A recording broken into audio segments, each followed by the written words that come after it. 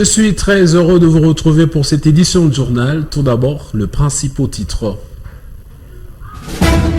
À la une de l'actualité, l'ancien président de la République démocratique du Congo, Joseph Kabila Kabange, est invité ce mardi 20 mai 2025 au Sénat pour répondre aux préoccupations de membres d'une commission spéciale mise en place à la Chambre haute du Parlement.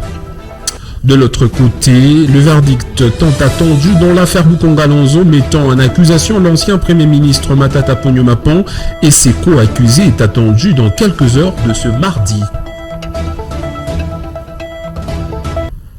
Encore une fois, bonjour et bienvenue. Comme l'annonçait au sommaire, l'ancien président de la République démocratique du Congo, Joseph Kabila Kabange, est invité ce mardi 20 mai 2025 au Sénat pour répondre aux préoccupations de membres d'une commission spéciale mise en place à la Chambre haute du Parlement. Cette invitation fait suite au réquisitoire de l'auditorat général de forces armées de la République démocratique du Congo demandant la levée des immunités parlementaires en vue de poursuites judiciaires, mais juste ici, aucune réaction du camp Kabila. Le détail avec Jean Bayo-Suvet.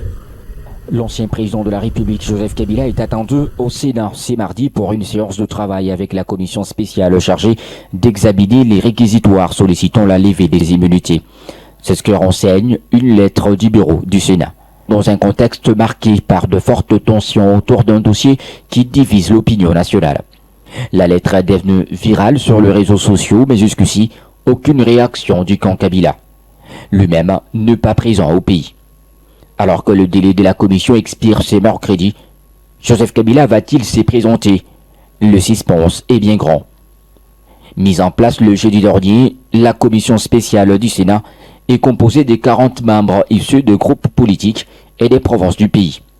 Le bureau est chapeauté par l'ancien chef de la diplomatie congolaise, Christophe Lutundula.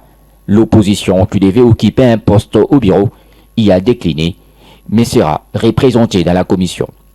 Joseph Kabila est accusé par la justice militaire de trahison, participation au mouvement insurrectionnel, crime de guerre et crime contre l'humanité, en complicité avec la rébellion du 23 AFC. Poursuivons cette édition du journal. Toujours l'annoncé au sommaire, le verdict attendu dans l'affaire Bukongalonzo mettant en accusation l'ancien Premier ministre Matata Ponyo Mapon et ses co-accusés est attendu dans quelques heures. Ce mardi, la Cour constitutionnelle a confirmé hier lundi, malgré des controverses qui planent encore sur la procédure et les contradictions entre la Haute Cour et l'Assemblée nationale sur cette affaire. Une rencontre de co-facilitateurs de l'Union africaine a eu lieu le week-end dernier à Lomé, la capitale togolaise, sur la résolution de la crise sécuritaire dans la partie est de la République démocratique du Congo sous la présidence de Fauré, président du Conseil togolais et nouveau médiateur dans le conflit entre la RDC et le Rwanda. Cette réunion avait pour but d'unifier les approches et les stratégies pour restaurer la paix et la stabilité. J'y arrive dans la partie est du pays. Rosaline Bombo nous en dit plus. Suivez.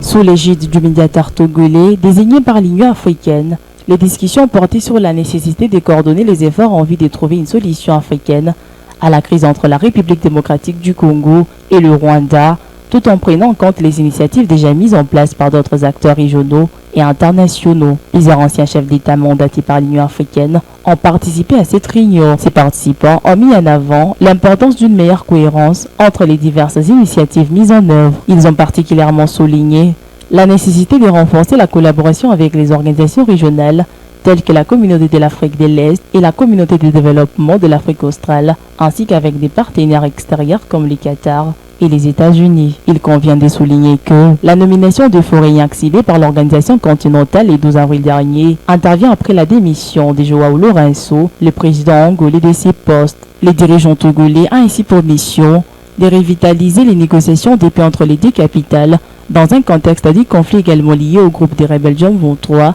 que Kinshasa accuse de collaborer avec Kigali.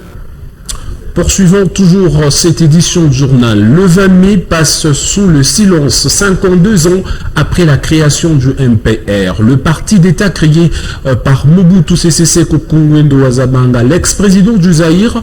Peut-on en revanche parler de la date en mémoire du défunt ex-président du Zaïre comme une histoire jetée aux oubliettes? Récit de Robert Mouteb suivait. Ces grands partis qui a fait la pluie et les bons temps est devenu l'ombre de lui-même. Les jeunes générations ne connaissent même pas son histoire. Autrefois journée fériée sur toute l'étendue de la RDC, la journée du 20 mai ne l'est plus depuis 1990, année de la libéralisation démocratique de l'ex-Zaïre.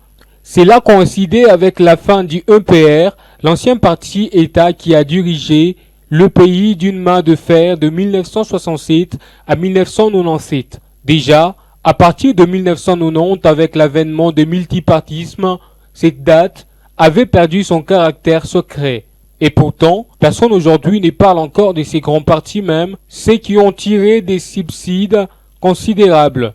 Un mouvement populaire de la Révolution créé un certain 20 mai 1967 par le maréchal Mobutu Sese Seko appelé les partis d'État.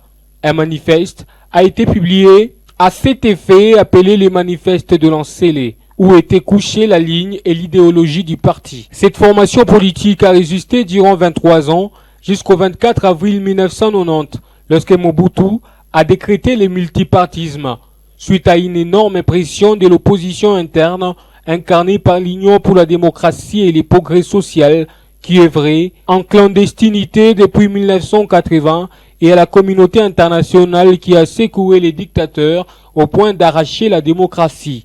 C'était pour la toute première fois de voir les MPR exercer les activités politiques concomitamment avec d'autres formations politiques malgré que les nombres étaient encore limités à 3. En réalité, Mobutu est mort avec son parti le 7 septembre 1997, 4 mois seulement après avoir chassé par Laurent Désiré Kabila et ses alliés.